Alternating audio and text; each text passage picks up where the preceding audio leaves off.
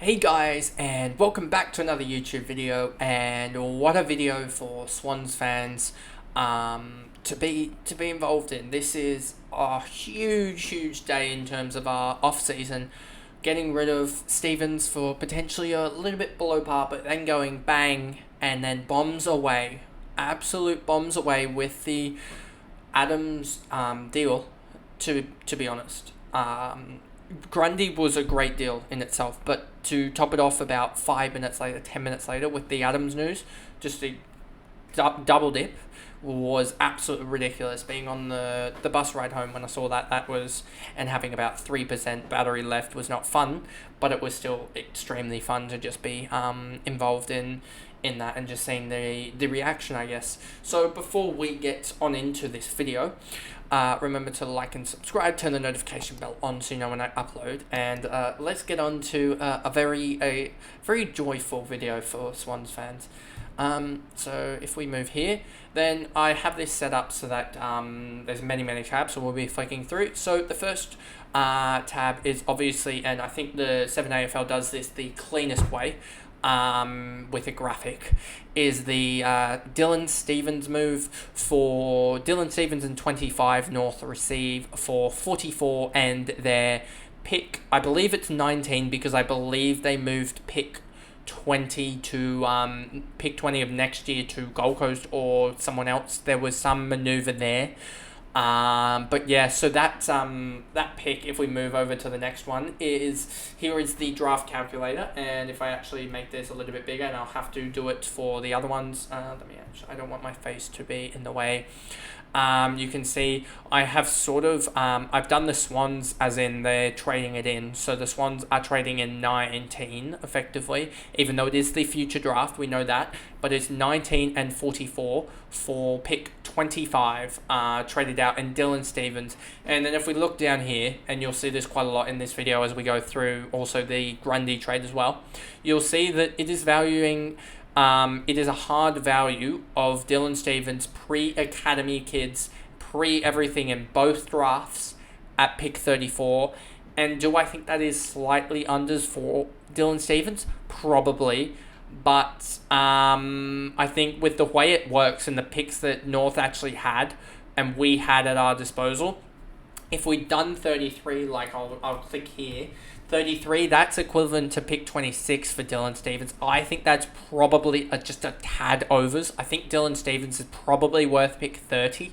So there was no real way that we could do it, and I think maybe we could have played a little bit hardball with this, given that North are going to get those picks taken away. This 19 is going to get taken away next year if they didn't trade it, because that's the assistance package, and the North should be better next year. So that's going to get traded away. But yeah, so I thought we could have been a little bit harder with that, but pick 25 and equating Dylan Stevens to 34 isn't the worst, considering the bombs that were chucked about, 4 hours later, I believe. So now we move on to the Brodie Grundy trade. And yeah, what a trade this is. To set up your side for the future with Grundy and 46 and a future second round pick.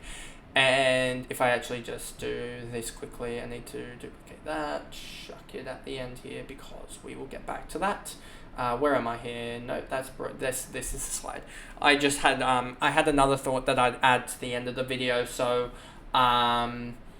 which I had added half of the tabs to it, but hadn't actually, and we'll get to that in the future. But anyway, so just rearranging on the bounce. So you have here Brodie Grundy in for the Swans, and pick 46 and a future second round pick to Melbourne. What a steal. As simple as that, because the way it looks at the moment, and I have compensated just slightly for there being a potential assistance pick. Well, the assistant picks are out anyway, so they're out there and they're gonna stay. So that means that the second round is going to be at least pick 21 at the worst if we win the wooden spoon next year. So that's 46 and at worst 21 for Brodie Grundy. But with I've been a little bit cheeky, and also you'll see in a second when I pull up the draft pick calculator. I've been a little bit cheeky in saying that there are going to be some father sons and some academy boys and some compensation picks as well. As we saw with the new CBA deal, there are a lot of offsets with that allow for a lot of band 2 compensation picks. So I'm expecting that to happen. So that will probably mean the first round ends at 26, 27 or so, I'd say. And that means that if the Swans do what I think they're going to do and finish even relatively the same position, which I don't know that will be the case, that means that they'll finish around pick 38 or pick 36, I said at here. So pick 36 and pick 43 amount to pick 23. And I don't mind that necessarily for Brodie Grundy. As you'll see in the potential, when I was at the end of the video, once we get through Taylor Adams, you'll see my thoughts on potentially an extra move or two and how the Swans will play the rest of this trade season, to be honest. The 4 days of it. So you'll see how that works out for the Swans. And just talking quickly about Brodie Grundy and the Supercoach about him, not Supercoach, the fantasy about him. AFL Fantasy, in the 3 games that Grundy played alone without Gawn, you'll see here rounds 3, 4 and 5, 106, 119 and 81. 81 against Essendon at Adelaide Oval was a weird one. As he went up against a double ruck, which was probably the hardest ruck matchup at the time. So for him to do that was ridiculous. And you can also see in the Brisbane game, he pretty much rucked full time, and you can see what he did. 95 there. So he averaged 102 if you take into account the games that he directly played without Gawn, sorry. And if you take into account this Brisbane game where Gawn played 4% something ridiculous. He got injured so quickly. He got 95 in that game, so that brings us out to a 401 in 4 games, which is just over 100, just a tick over 100. And he's priced at 75. So that's a 25 upside if you go off the small sample size that we have. And then you take into account that Sydney is a smaller ground. So you should have a better more ruck contest, which means that he could not only get more hitouts, he could get more kicks, more other stuff, other fancy related stats. So I am expecting him to potentially average triple digits here, and should be the easiest way that we can cash grab into going strong into the midfield. So we talked about his trade value. And then we move on to the biggest bomb of the day. I think if I actually, if I go back through my tweets and found the tweet, I said watch it take until, and I'm actually gonna bring it up on my phone because it goes back quite a while. There's been a lot of tweets, especially between me, Zane, and some other guys. Let's see.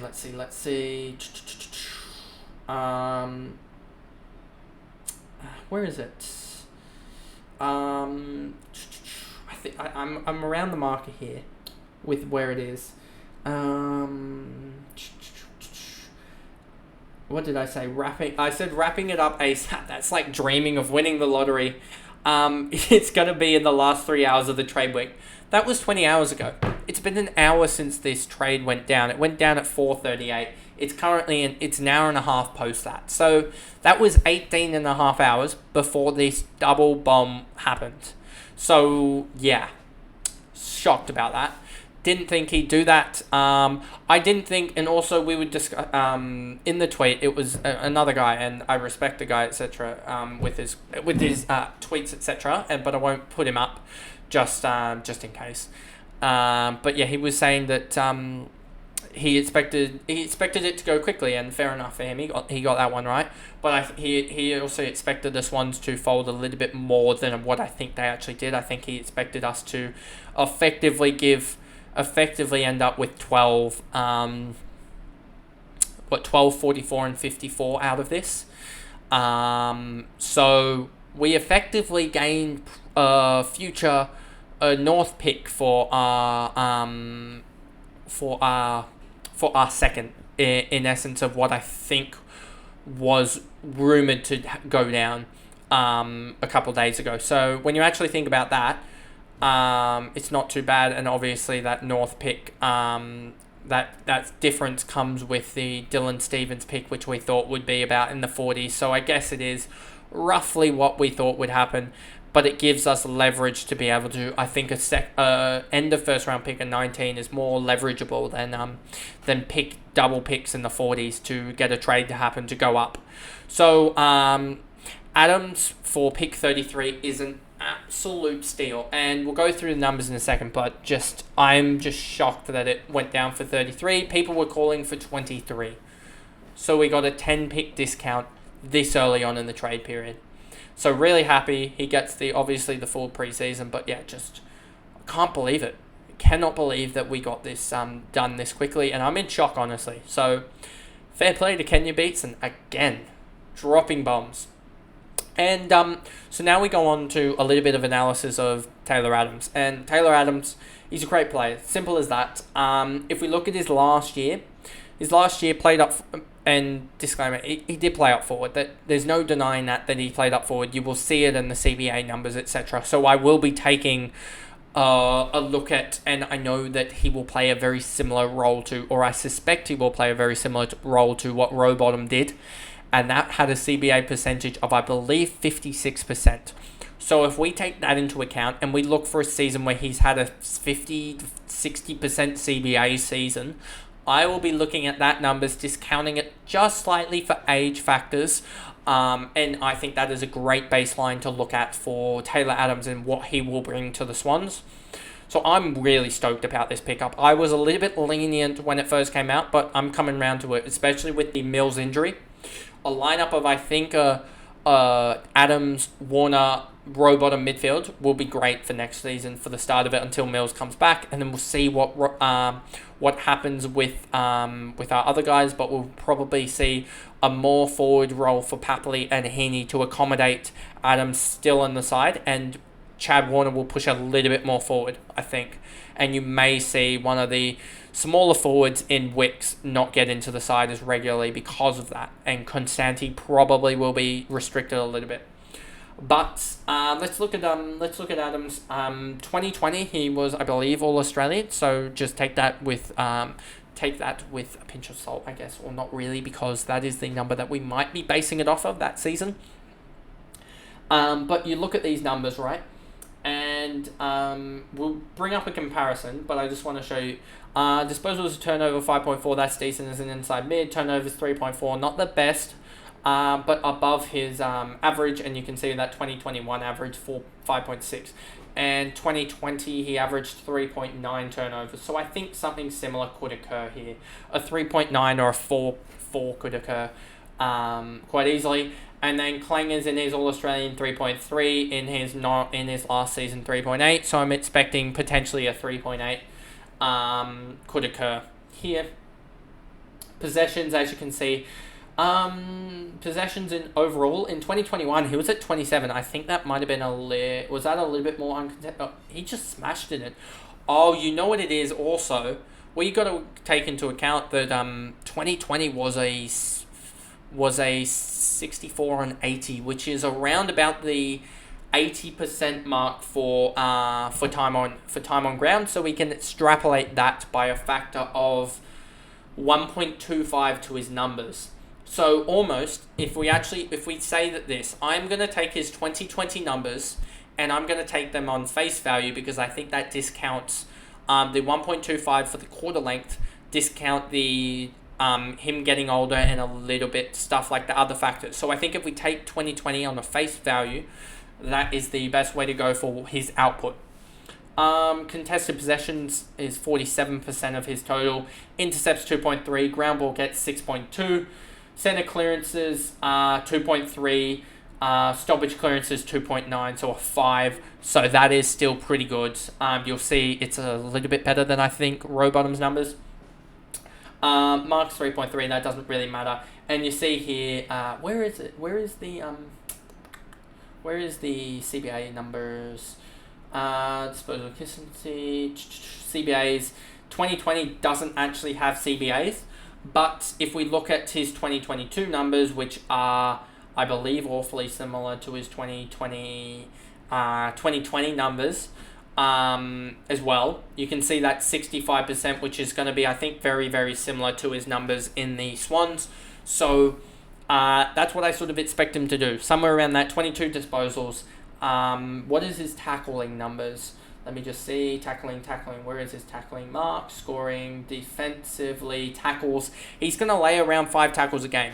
And if you actually look at Mills' numbers, that's roughly similar. So I don't want to spend too much time on this, but I quickly want to just go over row bottom stats. And you see here, 18 touches, disposal efficiency 63, 48, 82, I believe that said. And if we go back to Taylor Adams in the role that he's probably going to have, 63, 55, 74, so a little bit worse than row bottom disposal wise. So there's that. I believe, yeah, that is a little bit worse. If we look at metres gained, disposal per clangers 3.7. You have here for the likes of Taylor Adams 3.8 at slightly higher disposal, just slightly, so roughly the same. And if he gets back to that midfield best, then I believe he could even be better.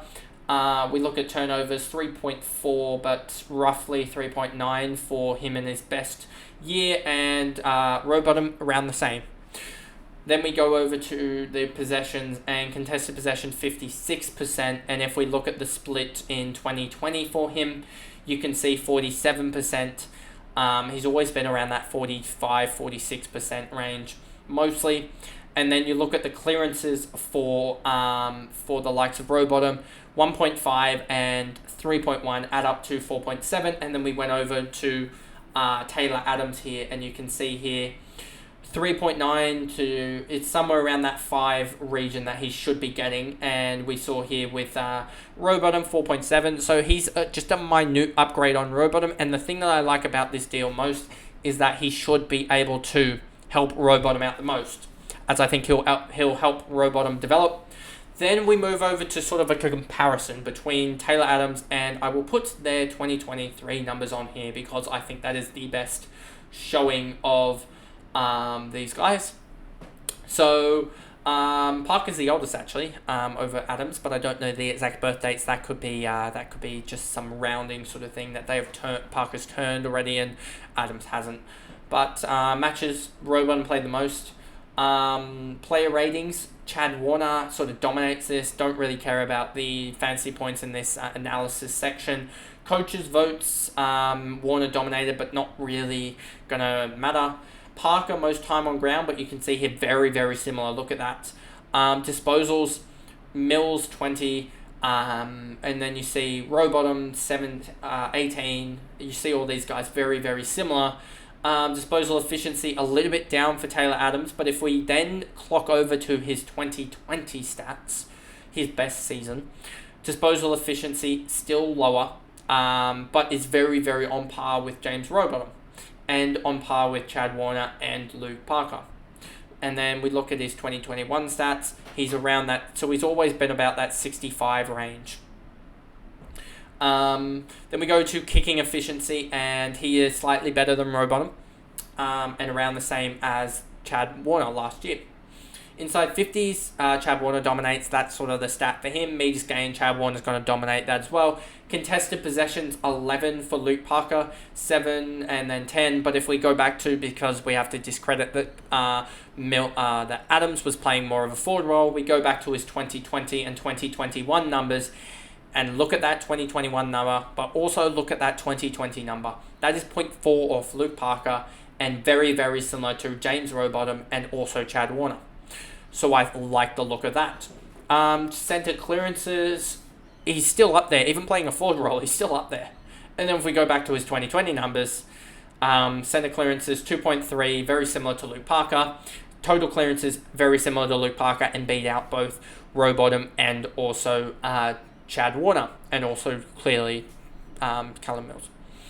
Contested marks, they don't take contested mark. Hitouts, they're all even on 0 because they've never taken a hitout. Hit out win, nothing there. And then tackle wise, Rowbottom tackles the most, obviously. Taylor Adams 5.5. He tackles more than the rest of them, but that is 2020. Let's look at 2023 in the role that he was playing. He still got 4.6 tackles, which is the third most behind Rowbottom and Parker.